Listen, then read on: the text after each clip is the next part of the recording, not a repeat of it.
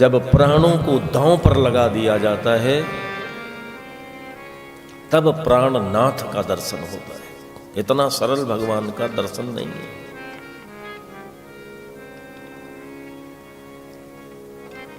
जहर पी लिया कि प्राण चले जाएंगे। भाई जहर तो प्राण ले लेता है। प्राणों की चिंता नहीं, प्राणों को दांव पर लगा दिया। तब मीरा को द्वारिकाधीश ने सशरीर अपनी गोद में समाहित कर लिया। बिल्कुल वृद्ध हो गई थी मीरा। ऐसे कपड़े धूल धूसरित रहते थे, बाल श्वेत, थोड़े थोड़े बाल थे। एक चुनरी डाल करके द्वारिकाधीश के मंदिर में बैठी रहती थी। नित्य का ये हाल था। पुजारी इनको बाहर निकालते थे। एक दिन की घटना आपने सुना होगा, मैं स्मरण दिला दूं आपको। जिस दिन से चित्तौड़ को छोड़ा है मीरा ने, तो प्रकृति रूठ गई थी। किसी साधु का जब अपमान होता है, धर्म को जब चोट लगती है, तो पूरे वातावरण में उसका प्रभाव प्रकट हो जाता है। प्रकृति रूठ जाती है। त्राहि त्राहि मच गई। सभी का अपकर्ष हो रहा है उत्कर्ष की जगह। पूरे विद्वत मंडली ने मंत्रणा की और राजा को समझाया गया कि एक साध्वी का अपमान किया गया है, इसलिए ये चित्तौड़ का हाल है। इसलिए उसको मना करके लाया जाए। यदि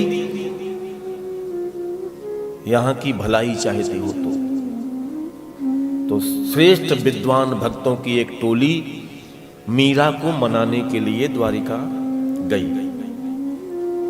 और मीरा तो राजी नहीं हो रही है। रोज ये लोग हाथ जोड़ते हैं कि साधु तो परोपकार के लिए शरीर धारण करते हैं। मीरा, अब वो समय सब व्यतीत हो गया है। अब वो लोग रहे भी नहीं हैं दुनिया में। अब तो तुम चलो। तुम जहां बहू बन करके आई थी, वो परिक्षेत्र, वो पूरा एरिया, इलाका दुख से भर गया है। तो साधु का हृदय ऐसा होता है कि किसी के दुख को वो अपनी तपस्या लगा देते हैं उसे सुखी बनाने के लिए। तुम में साधुता है, ऐसा हठाग्रह न रखो मीरा। दिन दिन भर संवाद होता है मीरा से, लेकिन मीरा कोई सकारात्मक जवाब नहीं देती कि मैं चलूंगी। 8-10 दिन व्यतीत हो गए। ये लोग भी जो मनाने गए थे वो पहुंचे हुए लोग थे, विद्वान थे, भक्त थे। रो करके मीरा के चरणों को पकड़ते थे। तो मीरा ने कहा, आज रात्रि भर का अवसर दे दो, कल मैं तुम्हें निर्णय सुना दूंगी। कहा ठीक है, क्या करोगी, क्या रात में क्या हो? बोले कि मैं भगवान से पूछ लूं कि उनकी क्या आज्ञा है। तो जिस दिन मीरा आरती के समय बैठी थी, एक अभी भी आप जाएं तो वो खंभा है, स्तंभ है, जिसको टेक करके मीरा चुनरी ओढ़ करके, वृद्ध शरीर हो गया है, ऐसे झुकी हुई बैठी थी। सारे पुजारी, सेवादार, भक्त सब निकल गए। मीरा से कहा गया, निकलो निकलो, तुम भी निकलो। दैव योग से उन पुजारियों को लगा कि मीरा निकल गई। वो मति में ऐसा भ्रम हुआ परमात्मा की कृपा से कि इन्हें याद ही नहीं रहा कि मीरा भीतर है। मीरा को तो आज पूछना था कि गोविंद, ये कई महीनों से लोग मुझे मनाने के लिए रुके हुए हैं, आप बताओ कि उस संसार में हम फिर जाएं। तो कहते हैं रात्र में मीरा वहां थी, और जब सुबह दरवाजा मंदिर का खोला गया, द्वारिकाधीश मंदिर का, तो केवल चुनरी वहां पड़ी मिली। सशरीर मीरा गोविंद के शरीर में लुप्त हो गई थी। कि जिसको संसार ने ठोकर दी है, भगवान उसको दोबारा संसार में भेजना नहीं चाहते।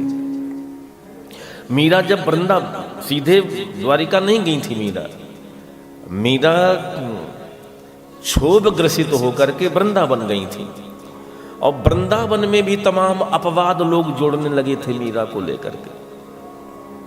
कई महात्मा मीरा को मंदिर में प्रवेश के लिए मना कर दिए थे। मीरा मेरा दर्शन करे उसके लिए मना कर दिया था। तब भगवान को ऐसी लीला करनी पड़ी,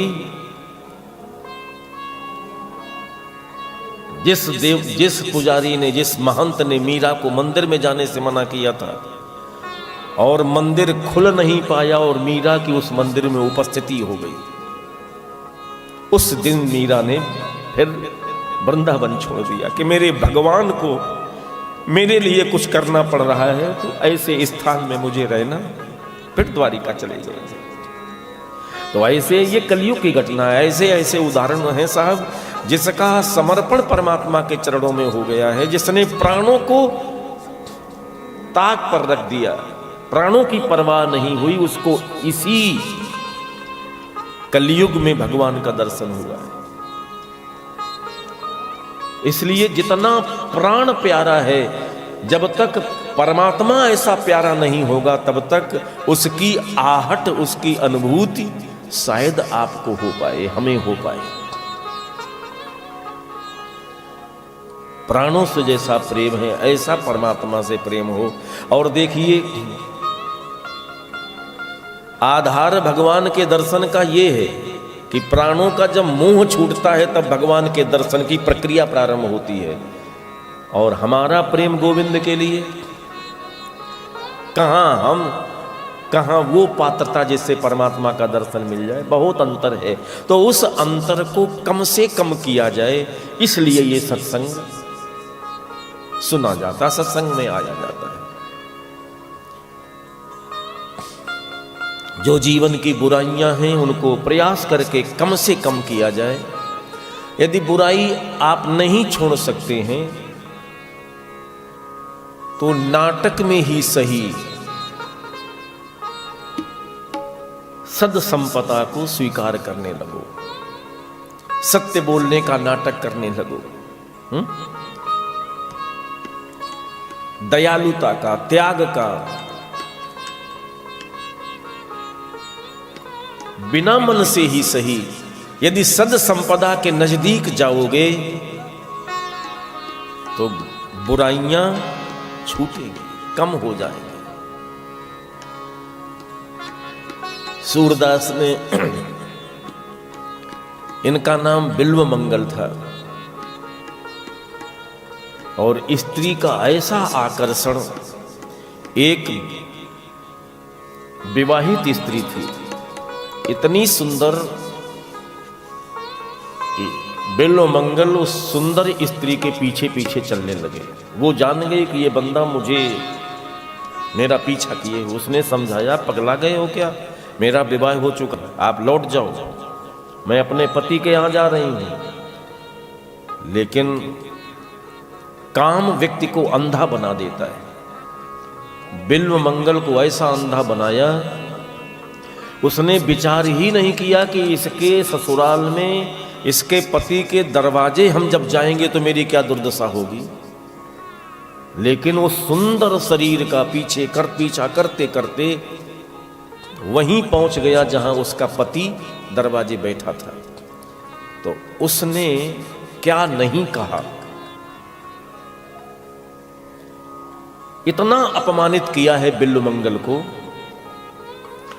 तो समाज ने अपमान की ऐसी ठोकर दी कि भीतर वाले नेत्र खुल गए। तो अपने हाथों से बिल्व मंगल ने अपने नेत्र फोड़ डाले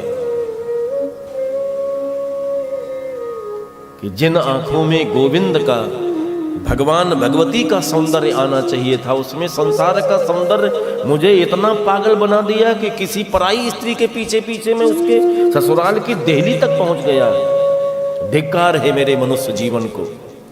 ऐसी ग्लान बैठी, ऐसी ग्लान पैदा हुई, ऐसी अपमान की ठोकर लगी कि परमात्मा का साक्षात्कार हो गया। वही बिल्व मंगल जिसने अपने नेत्र फोड़े, परमात्मा के लिए ऐसा लग गया कि भगवान का दर्शन इसी कलयुग में सूरदास जी को हुआ है। सूर सागर आप पढ़िए, आप जानते भी हैं।